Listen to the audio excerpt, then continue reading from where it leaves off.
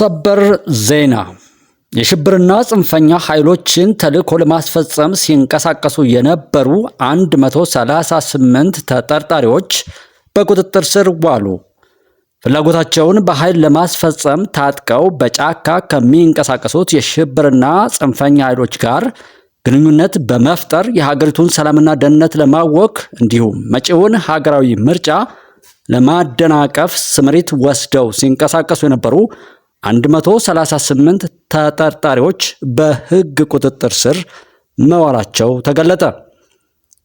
የብሔራዊ መረጃና ደህንነት አገልግሎት እንዳመላከተው በተለያዩ የሀገራችን አካባቢዎች የጥፋት ስምሪት ወስደው ሲንቀሳቀሱ በነበሩት ተጠርጣሪዎች ላይ በጥብቅ ዲሲፕሊን መረጃ ክትትል ሲደረግባቸው ቆይቶ ከፌዴራልና ክልል ጸጥታ አካላት ጋር በመቀናጀት ከሚያዝያ 9 ቀን 2018 ዓ.ም ጀምሮ በተሰራው ኦፕሬሽን በቁጥጥር ስር መዋላቸው ተነግሯል።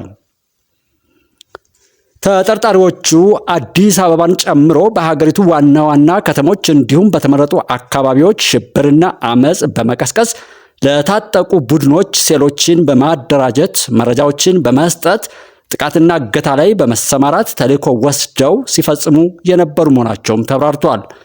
ለሽብርና ጽንፈኛ ቡድኖች ገንዘብ፣ ስንቅ፣ ወታደራዊ አልባሳት፣ መገናኛ ሬዲዮዎችን፣ የስልክ ቀፎችንና ሲም ካርዶችን፣ ጦር መሳሪያና ተተኳሾችን በአጠቃላይ ሎጂስቲክስ ሲያሰባስቡና ሲያቀርቡ እንደነበረም እንዲሁም በተመረጡ ከተሞችና ቀበሌዎች የምርጫ እንቅስቃሴዎችን ለማደናቀፍ ብሔርና ሃይማኖት ተኮር ግጭቶችን ጭምር ለመቀስቀስ ስምሪት እየወሰዱ ስለመሆናቸው መረጋገጡ ተመላክቷል።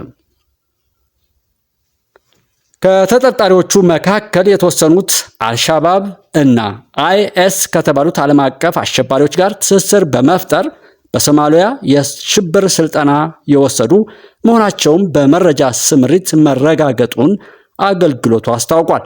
በሀገራችን አንዳንድ አካባቢዎች በመንቀሳቀስ ለቡድኖቹ ሴሎችን በመመልመል ለሽብር ተግባር ሁኔታዎችን ሲያመቻቹ የነበሩ መሆናቸውም በመግለጫው ተጠቅሷል።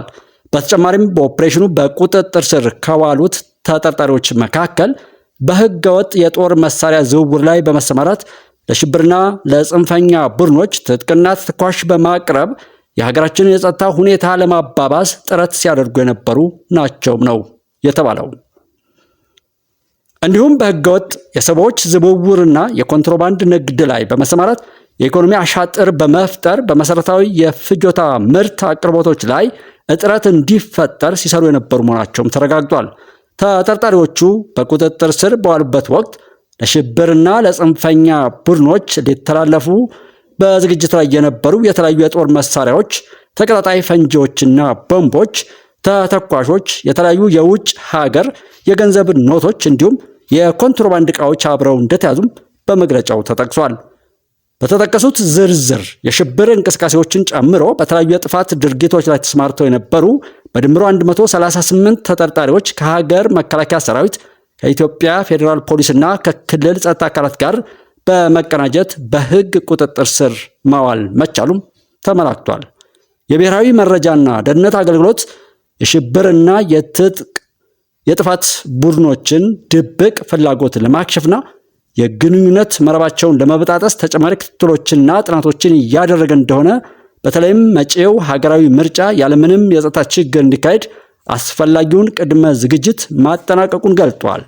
ህብረተሰቡም ይህንን በመረዳት የተለመደውን ቀና ትብብርና ተሳትፎ በማድረግ መሰል የጥፋት ድርጊቶችን በመጠቆም ከአገልግሎቱና ከመላው የጸጥታ ኃይሎች ጎን እንዲቆም ጥሪ አቅርቧል ሲል የመከላከያ ሰራዊቱ የማህበራዊ ሚዲያ ገጽ ዘግቧል።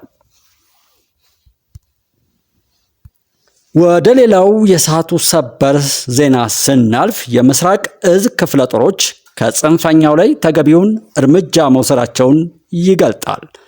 በደቡብ ጎንደር ዞን ታች ጋይንት፣ ነፋስ መውጫ፣ ሰዲ ሙጃና ስማዳ ተሰማርቶ የሚገኘው የምስራቅ እዝ ሰራዊት በጽንፈኛው ላይ ጠንካራ ምት በማሳረፍ ጽንፈኞችን መደምሰሱን ይናገራል። ጽንፈኛው ከደብረ ታቦር ወደ ነፋስ መውጫ የሚደረገውን ሰላማዊ እንቅስቃሴ ለማደፍረስ አለኝ ያለውን ኃይል ሁሉ አሰባስቦ ቢመጣም በሰራዊታችን ብርቱ ክንድ ተደምሷል ሲሉ የሬጅመንት አዛዥ የሆኑት ሻምበል ደርጎ ረደይ ተናግረዋል። በዚህም ጽንፈኛውን መደምሰስና መማረክ የተቻለ ሲሆን ክላሽ፣ የቃታ መሳሪያ፣ ሽጉጥ፣ ሞተር ሳይክል እንዲሁም ጽንፈኛው የዘረፈው 50 ኩንታል እህል በቁጥጥር ስር መዋሉን አዛዡ አስረድተዋል። በተመሳሳይ በሰሜን ጎጃም ዞን የህግ ማስከበር ተልዕኮውን እየፈጸመ የሚገኘው የምስራቅ እዝ ከአንድ ክፍለ ጦር ሰሞኑን ባካሄደው ዘመቻው በሰሜን ሜጫ ወረዳ የህዝብን ንብረት እየዘረፉ ለከባድ እንግልትና ስቃይ ሲዳርጉት ኪሳቸውን በማድለብ ሲንቀሳቀሱ በነበሩ ጽንፈኞች ላይ እርምጃ በመውሰድ መምታት መቻሉን የክፍለ ጦሩ አዛዥ ኮሎኔል ይመር ገበየሁ ተናግረዋል ሲል መከላከያ ዘግቧል።